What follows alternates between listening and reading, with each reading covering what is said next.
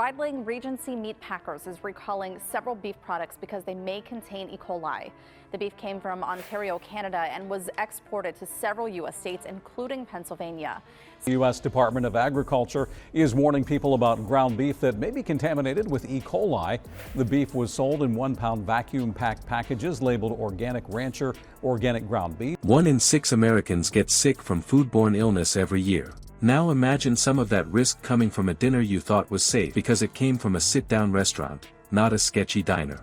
According to former cooks, the meat at places like Applebee's and Chili's often shows up in vacuum-sealed bags, sits for days, and ends its journey under a microwave instead of a grill. Ground beef products that may be contaminated. The government has issued an alert about meat from the Greater Omaha Packing Company. Some of it has tested positive for E. coli.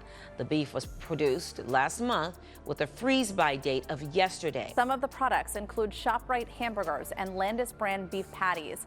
We have a complete list of the affected products and their produced on dates on kdka.com/recalls. You are not paying for a fresh steak, you are paying for a reheated illusion. Let us find out which chains do this and why it happens so often. Before we move on, I'd like to ask you a small favor. If you appreciate this content, please take a second to like this video and subscribe to the channel. Over 98% of you watch the videos without subscribing. It costs you nothing, but it makes a huge difference to us. So, did you click the subscribe button? Great! Thank you so much. Now, back to the video. What's the secret to a good prime rib, and how you don't grill this thing? You have to put it in the oven because it's too big of a piece. So slow and low. Slow and low. So Yep. how low of a temperature are we talking about? Obviously at home, if you want it done a little bit more, feel free to leave it in a little bit longer and go from there. And you guys have a great presentation at Tom's when you bring everything kind of out to the table and you prepare it right there. Tell us about that. So this right here is our brazier. It's do it about 275. Wow. 2 to 3 hours, depending on the doneness that you like. We do it for about 2 hours. We like to get it medium rare. All right. That way the customer could order it however they want. But Ever wondered why your freshly grilled steak shows up in 5 minutes flat?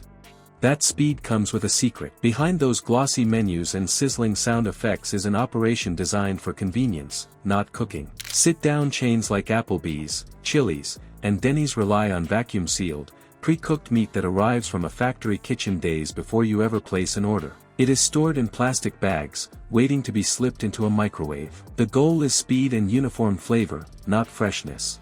The truth is, that steak sizzling under a heat lamp probably finished cooking hours, sometimes days, before it touched your plate. One former Applebee's worker called the process, not cooking, it's reheating disappointment. it's been in use since 1952. I don't think that's the original, but that comes out on a cart, table side. Steaks are, just kind of laid out like Sure. that. We have the au jus sauce in there. Really, it's just the marbling. We've already seasoned this piece, so you can't really tell the marbling.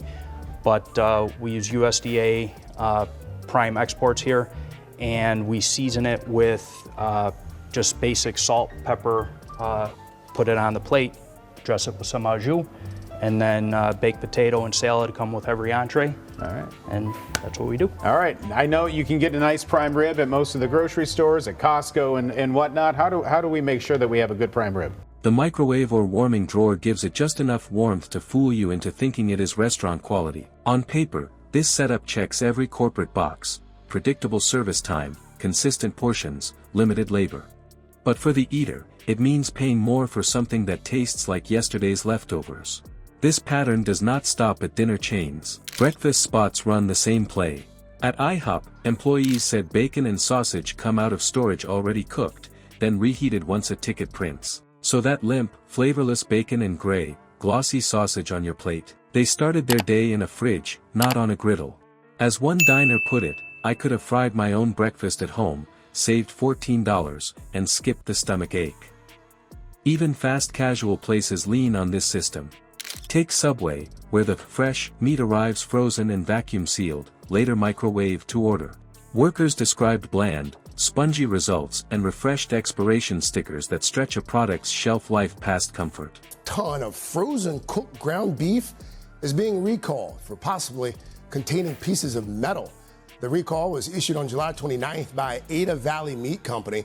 They had pack dates of May 28th and May 30th. The company has received at least one complaint about the ground beef, but thankfully so far, no injuries have been reported. The products in question are 20-pound cases of Ada Valley fully cooked ground beef. According to food safety research from the CDC, the longer cooked meat sits between storage, cooling, and reheating, the higher the bacterial risk climbs.